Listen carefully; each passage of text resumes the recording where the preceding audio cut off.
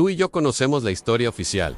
La Segunda Guerra Mundial terminó, los culpables fueron juzgados, y el mundo intentó reconstruirse sobre ruinas. Pero bajo esa superficie late un relato más oscuro, hecho de convoyes nocturnos, bóvedas selladas, cuevas dinamitadas y lagos que guardan silencio. Es la historia del tesoro perdido de los nazis. Oro, diamantes, obras maestras, reliquias y documentos que desaparecieron en los últimos meses del Tercer Reich, y que, más de 8 décadas después, siguen alimentando la imaginación de buscadores, el miedo de algunos gobiernos y la esperanza de museos y familias despojadas. No es solo una cacería de riqueza, es una persecución de memoria. Para entender el misterio, hay que retroceder a los años 30. Allí comenzó un expolio industrializado. Tras cada ocupación llegaban funcionarios y expertos con listas en la mano en cuadros señalados con tiza, esculturas arrancadas de pedestales, tapices enrollados a toda prisa, bibliotecas enteras embaladas. El oro era prioridad estratégica en reservas de bancos centrales, lingotes privados, joyas familiares y hasta piezas dentales fundidas en barras anónimas, todo con destino a bóvedas del Reich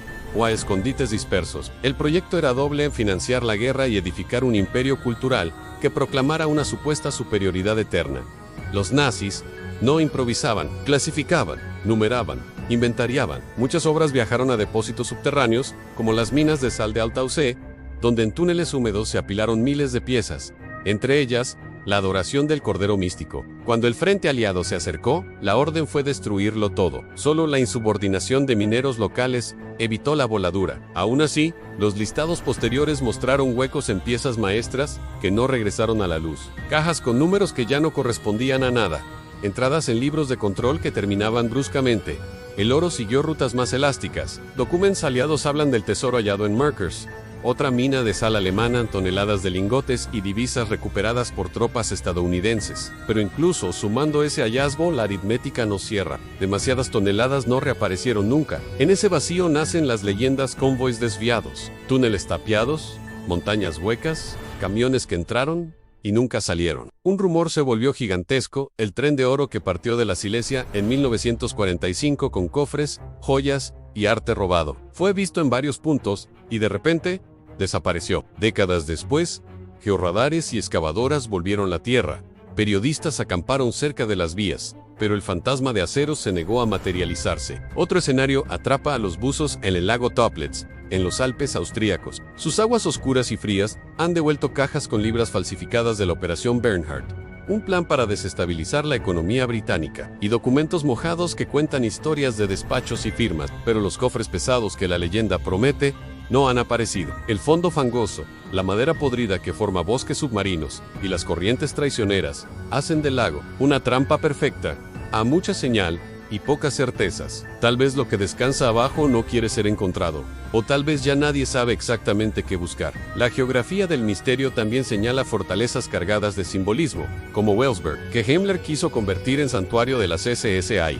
Allí se diseñaron ceremonias con runas y círculos negros, se coleccionaron reliquias y se alimentó la idea de que objetos míticos, la lanza de Longinos, el Grial, podían otorgar legitimidad sobrenatural a un régimen moderno y brutal.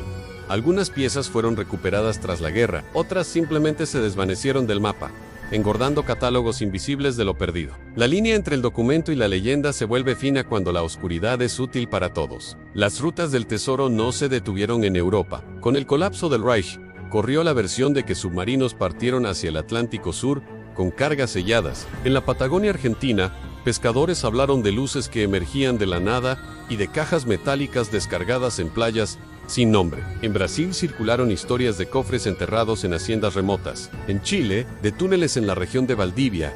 ¿Exageraciones? Puede ser, pero la presencia real de jerarcas refugiados en Sudamérica, con identidades nuevas y fortunas de origen opaco, mantiene viva la sospecha de que las manos que llegaron no estaban vacías. Suiza aparece siempre como sombra y bisagra, bajo el discurso de neutralidad. Se abrieron cuentas y cajas fuertes, donde el oro, a veces con marcas del Reich, cambió de nombre y de pasado. Comisiones internacionales han rastreado depósitos, emitido informes, negociado compensaciones. Algunas familias recuperaron fragmentos de su historia. Millones de objetos jamás volvieron. Entre bancos, bóvedas y silencios. El tesoro se volvió también un problema ético.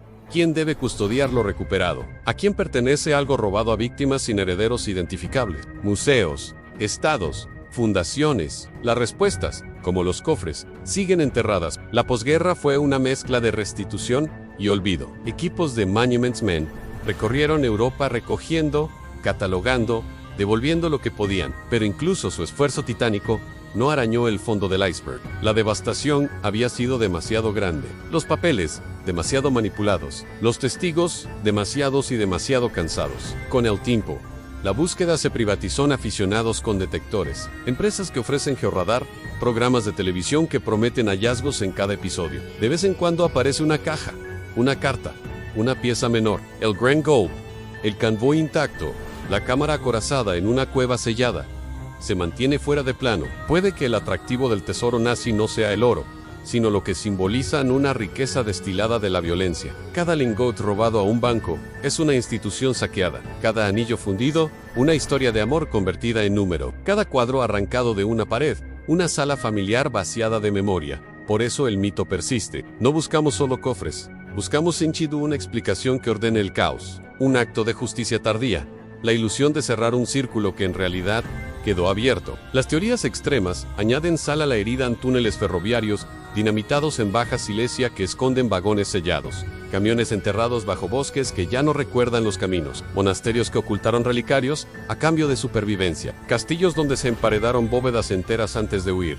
Algunas de estas historias nacen de archivos y mapas, otras de noches largas junto al fuego. Todas comparten un rasgo, ¿no? La convicción de que algo valioso permanece ahí, a un golpe de pico, a un buceo más profundo, a una pista final. Y sin embargo, el tiempo es el custodio más implacable. La tierra se mueve, el jagua coro. La madera se pudre, los recuerdos se deshilachan. Lo que un día fue coordenada precisa hoy es una conjetura. Lo que un testigo juró ver, los hijos lo recuerdan distinto. Incluso si alguien diera con una cámara llena de lingotes, el hallazgo abriría otra caja de Pandora: pleitos internacionales, reclamaciones de descendientes, reclamaciones de estados, batallas legales por décadas. Tal vez por eso muchas búsquedas se anuncian con fanfarria y se cierran con discreción. En el oro pesa, incluso antes de salir a la luz. Pero hay algo que sí hemos ganado con la obsesión por el tesoro: en una mirada más aguda sobre el pasado. Cada intento serio de encontrarlo levanta archivos, digitaliza catálogos, entrevista ancianos, revisa mapas. Esa arqueología de papel rescata nombres de víctimas, localiza obras en colecciones privadas, obliga a museos a revisar procedencias. A su manera, el tesoro se convierte en motor de memoria. Una persecución de cofres que trae de vuelta rostros, firmas, cartas, dedicatorias. Tal vez esa sea la única riqueza que podemos darnos por segura. Imagina por un momento el hallazgo, en una galería excavada en la roca, humedad en las paredes, el olor metálico del tiempo, cajas de madera con herrajes oxidados, sellos quebrados por primera vez desde 1945 adentro, lingotes con números de serie, estuches de terciopelo con joyas que no brillaron en 80 años, lienzos enrollados con firmas que estremecen. ¿Sería portada mundial? Sí, pero también un juicio a cielo abierto de dónde salió, a quién se devolvió, quién se benefició. El tesoro, si existe, nunca será solo tesoro, será una pregunta moral. Tal vez por eso fascina tanto, porque nos enfrenta a lo que haríamos si lo encontráramos, lo entregaríamos, lo subastaríamos, lo esconderíamos de nuevo. El mito nos obliga a mirarnos, y en ese espejo comprobamos que el oro no pesa tanto como la conciencia. Los cofres que todos buscamos no están solo bajo tierra, están en la decisión de recordar, reparar y nombrar a quienes fueron borrados. Hoy, cada vez que una pala toca la tierra húmeda de Silesia, que un sonar recorre el fondo de Toplitz, que un archivo abre una caja y aparece un inventario con iniciales y fechas, el misterio respira. Puede que el gran hallazgo nunca llegue. Puede que ya haya ocurrido en secreto. Puede que el verdadero tesoro nazi sea la suma de miles de pequeños retornos en un cuadro devuelto, un apellido restituido, una carta que vuelve a manos de una nieta. A veces, cerrar una historia vale más que cualquier lingote. Y sin embargo, esta historia no termina aquí. Mientras existan túneles sin explorar, lagos con sombras en el fondo y documentos que aún esperan ser leídos, la leyenda seguirá llamándonos, no por codicia, sino por esa antigua necesidad humana de dar sentido a la oscuridad. Si has llegado hasta aquí, es porque, como yo, quieres respuestas. Dime Entences. ¿Crees que el tesoro nazi sigue oculto, intacto, esperando a quien llegue con la pista correcta? ¿O piensas que ya fue repartido, lavado, diluido en economías, convertido en casas, cuentas, colecciones discretas? Si este enigma te atrapó, suscríbete y activa la campanita. Cada semana abrimos otra puerta cerrada, contamos otra historia real que dejó marcas invisibles. Comparte este video con quien ame los misterios y deja tu teoría en los comentarios. Puede que entre todos encontremos la próxima pista. Y recuerda, algunos cofres se abren con llaves de metal, otros con la decisión de mirar de frente lo que aún preferimos no ver.